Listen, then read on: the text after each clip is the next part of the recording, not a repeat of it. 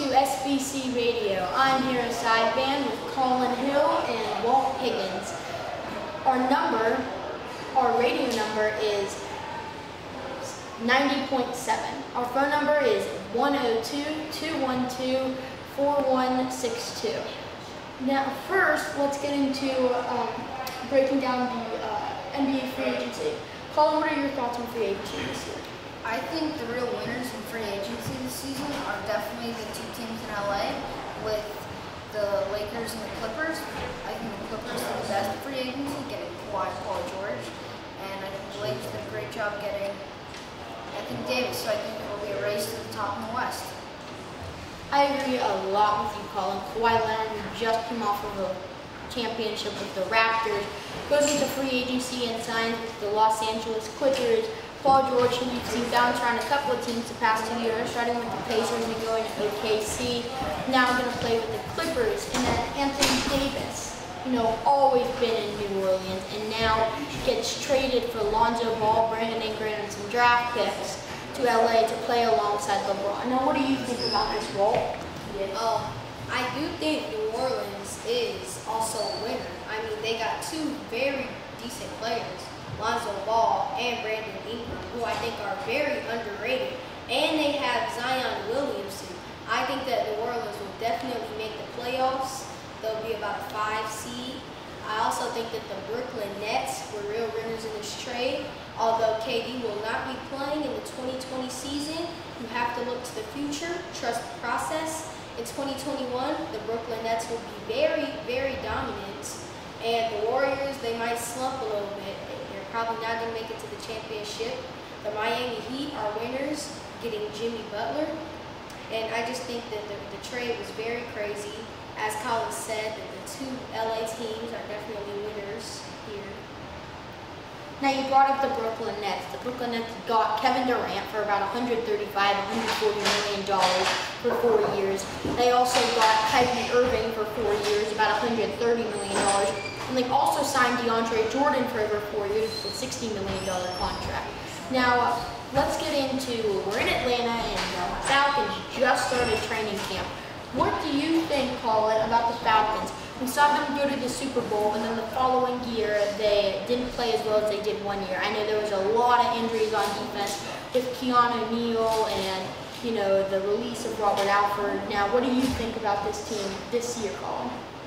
I think that we lost a lot of guys on defense like Keanu Neal and Deion Jones that really made us not be as good last year. Young guys had to step up, but now they have that experience. I'm glad we got rid of Robert Alford because he definitely needs some boxing gloves so he can get 15 pass interferences a game. But I think the Falcons have done really well signing Grady Jarrett to a 4-year, $68 million deal yesterday right before the franchise tag deadline. So I think it's positive for the Falcons this year.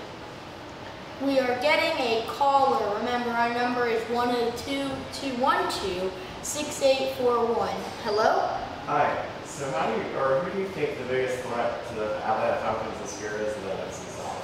The biggest threat to the Atlanta Falcons this year, personally, I would say it's going to be the New Orleans Saints or the Carolina Panthers. Now, the New Orleans Saints we all saw last year go into the NFC Championship, but also the Carolina Panthers did not have a great year, but they are always a team that Atlanta challenges to play. Colin, what would you say is Atlanta's biggest threat? I would say it's definitely New Orleans reaching the NFC Championship next year, and they've just got better with all their talent on their team, like Michael Thomas.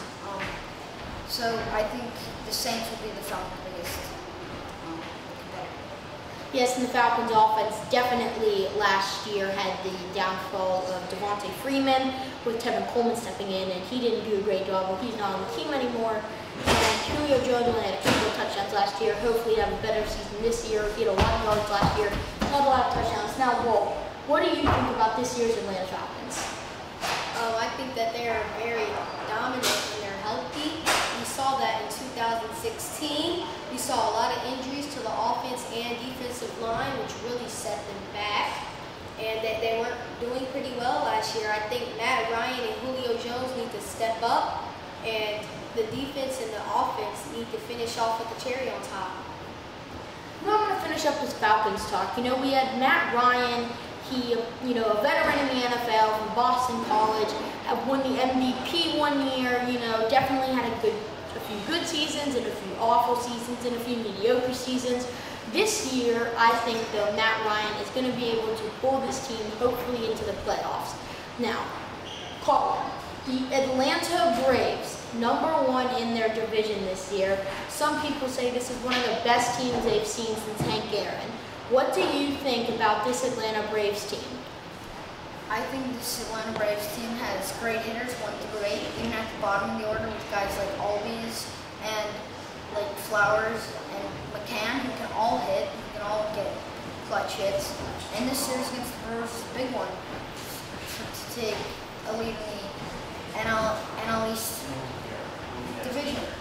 And so I feel that we need to win this series, win at least 2 games against Milwaukee, and we should be in good shape for the rest of the season. Thank you, Colin. Yeah, definitely the Braves have stepped up this year than we've seen in the past couple of years. We've seen them be awful, and then last year and this year they have definitely stepped up and hopefully maybe get a win in the series over